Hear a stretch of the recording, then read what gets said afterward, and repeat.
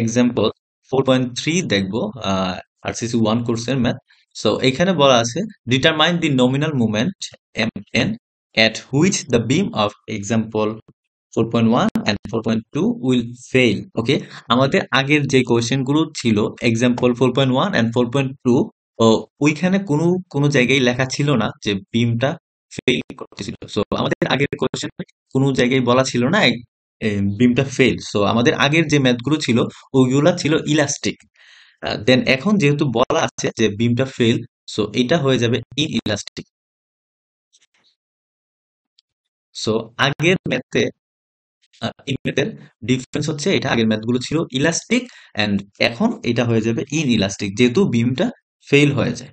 ওকে, দেন আমাদের যে কনসার্ন আমাদের বের করতে বলা হয়েছে নমিনাল মুভমেন্ট। সো এটা যদি বলি যে নমিনাল মুভমেন্টটা কি, নমিনাল মুভমেন্টটা হচ্ছে ক্যালকুলেটেড মুভমেন্ট যেটা আমরা ক্যালকুলেশন করে বের করব যে মুভমেন্টটা একটা বিমে কতটুকু রড দেওয়া আছে, সো ওইটা রেজিস্ট করার জন্য কতটুকু মুভমেন্ট এখানে ইউজ করতে হচ্ছে। যেই মুভমেন্টটা আমরা ক্যালকুলেশন করতেছি সেটাই হচ্ছে নমিনাল মুভমেন্ট। ওকে, দেন এখানে নমিনাল মুভমেন্ট এম এন বের করতে হবে। আচ্ছা, এম এন বের করার যে ফর্মুলা সেইটা যদি একটু দেখি আগে থেকে, সেটা বের করার ফর্মুলা হচ্ছে rho F Y B D square into 1 - 0.59 rho F Y divided by F C prime. এখানে আমরা জানি আগের ম্যাথগুলোতে দেওয়া ছিল এফ সি প্রাইম ছিল 4000, এফ ওয়াই ছিল 60,000। বেসিক্যালি এখানে কেএসআই ইউনিটে লিখতে হয়। সো এই জন্য আমাদের যেটা দেওয়া ছিল 4000, এটা ছিল পিএসআই ইউনিটে। সো এইখানে মনে রাখতে হবে এই ফর্মুলা গুলোতে কেএসআই ইউনিটে লিখতে হয়। সো এটা হয়ে যাবে 4, দেন এটা এফ ওয়াই এটা হয়ে যাবে 60। সো এটা 60,000 4000 লিখলেও হয়, কারণ এটা উপর নিচে কাটাকাটি চলে যাবে। যাই হোক, আমরা কেএসআই ইউনিটে লিখার চেষ্টা করব। দেন দেন ওকে, সো আমি বেসিক্যালি এখানে ফর্মুলাটা দেখাইলাম, অন্য কিছু আমরা এখন না দেখি, পরে দেখব, পরে দেখব। সো আমাদের নমিনাল মুভমেন্ট বের করার জন্য যেই যে প্রসেস সেটা হচ্ছে আমাদের শুরুতেই শুরুতেই রো রো বি এই দুটা ভ্যালু বের করতে হবে। আমরা রো বের করতে পারি, রো হচ্ছে এএস বাই বিডি, আগের ম্যাথগুলোতেও বের করেছি। এন্ড রো বি বের করব। রো বি বের করা হচ্ছে, রো বি হচ্ছে ব্যালেন্সড রেইনফোর্সমেন্ট রেশিও। সো এটা বের করার জন্য যে ফর্মুলা সেটা হচ্ছে এইটা alpha into F C prime divided by F Y, then epsilon naught U, epsilon U plus epsilon Y. So epsilon Y যেই কথা, এপসাইলন টি সেম কথা, বইয়ে মেবি এপসাইলন টি দেওয়া আছে, যাই হোক সেম।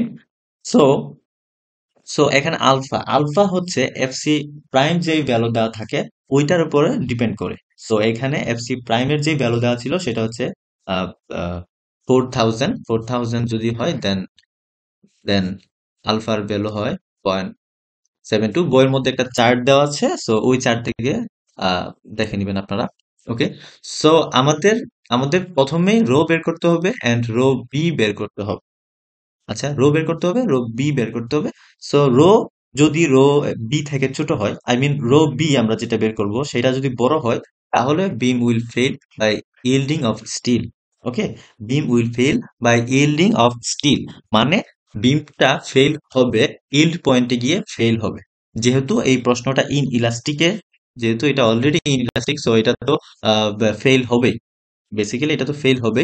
এবং যদি রো যদি রো বি এর থেকে বড় হয়, তাহলে beam will fail by crushing of concrete, যেটা হচ্ছে কি কংক্রিটটা ক্ষুদ্র ক্ষুদ্র অংশে পরিণত হয়ে যাবে। এমন এমন এত বেশি লোড এখানে বিমের মধ্যে দেওয়া হয়েছে যে কংক্রিটটা ওই লোড বিয়ার করতে পারতেছে না, এটা একদম কংক্রিটটা ক্ষুদ্র ক্ষুদ্র অংশে পরিণত হয়ে যাবে। সো এইটা হচ্ছে অ্যাপ্লিকেবল হবে না আমাদের। এই শর্ত, এই কন্ডিশনটা যদি ফিল আপ হয় যে এন্ড পয়েন্টে গিয়ে ফেল হলো, দেন ওই ওই ক্ষেত্রে আমরা নমিনাল মুভমেন্ট বের করতে পারবো। যদি এই কন্ডিশন চলে আসে তাহলে আর নমিনাল মুভমেন্ট বের করার প্রয়োজন পড়বে না।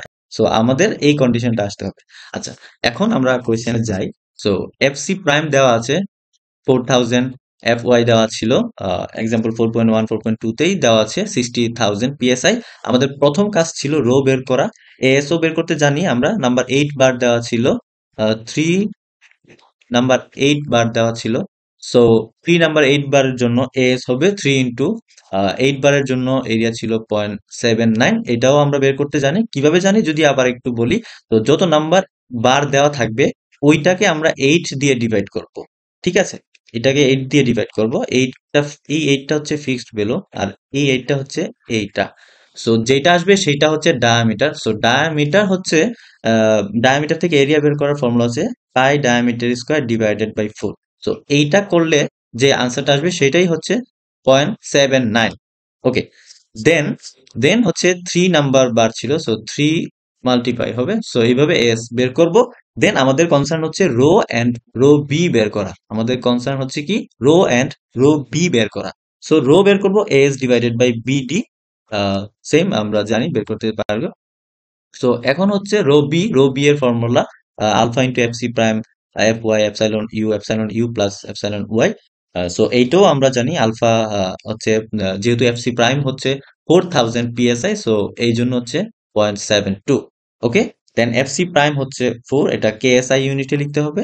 এফ ওয়াই হচ্ছে 60, এটাও কেএসআই ইউনিটে লিখতে হবে। দেন এপসাইলন ইউ এইটার ভ্যালুটা আমরা মুখস্থ করব। এটা হচ্ছে 0.003। ওকে, এটা 0.003। এন্ড এপসাইলন ওয়াই অথবা এপসাইলন টি যেটা সেইটার ভ্যালু বের করতে হবে। সেটা বের করতে হবে F Y divided by F Y divided by 29 into 10⁻³ এটা ফর্মুলা হচ্ছে এটা F Y divided by 29 into 10³ so F Y ছিল 60, দেন 29 ইন্টু 10³ এটা ফিক্সড ভ্যালু, এটাই এরকম থাকবে। ওকে, দেন আমরা রো বি পাবো 0.0284 এবং রো পেয়েছিলাম 0.0103। এইখান থেকে দেখা যায় যে রো বি ভ্যালুটাই বড় আসছে, সো এটা বিমটা ফেল হবে, ইল্ড পয়েন্টে গিয়ে ফেল হবে। দেন আমরা এখন নমিনাল মুভমেন্ট বের করতে পারবো। ওকে, আমরা এখন নমিনাল মুভমেন্ট বের করতে পারবো। দেন নমিনাল মুভমেন্ট বের করার ফর্মুলা এটা ছিল আগে আহ, বলা হয়েছে।